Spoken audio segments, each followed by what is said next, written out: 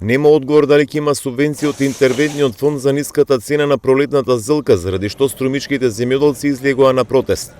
На разговорите со представниците на Министерството, тогаш земјоделците добиле ветување дека можни се дополнителни 5 денари за килограм предадена зилка кај регистрирани купувачи, но требало да се дефинира од кој до кој термин за предаденото производство. Драги Памуков вели дека 2 месеци ќе поминат од тогашните средби, нема никаков фабер од исплата на средства од интервентниот фонд за раноградинарите од Струмичко.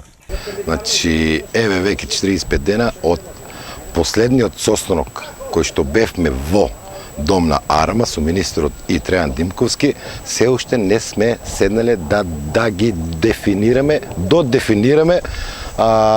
проблематиките.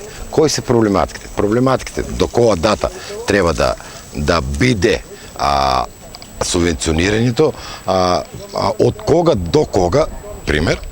Второ, дали ќе течат 5 динара точно и колку има извоз направен. Од Министерството за земјоделство најавија дека со земјоделците ќе има уште еден состанок. Се анализираат податоците за откупените количини и просечната откупна цена на пролетната зилка. Интервентната мерка ќе се дефинира заеднички со производителите, информира од Министерството, од каде соопшти дека со ребалансот интервентниот фонд ќе се зголеми за дополнителни 500 милиони динари. Памуков вели дека ќе мора овие средства што поскоро да се слеат кај земјоделците, оти откупните цени на зеленчукот се многу ниски.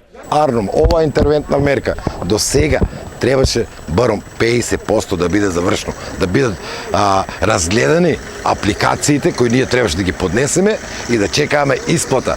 А сега ние каква ќе биде таа интервентна мерка?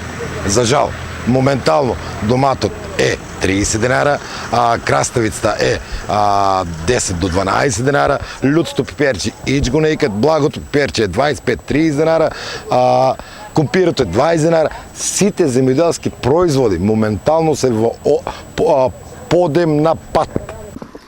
Речиси секоја година откупните цени се рак рана за раноградинарите од Струмичко. Добро упатените барат договорено и планско производство, за да се избегнат ценовните осцилации со кои се соочуваат и откупувачите, бидејќи македонскиот зеленчук станува се понеконкурентен на европските пазари.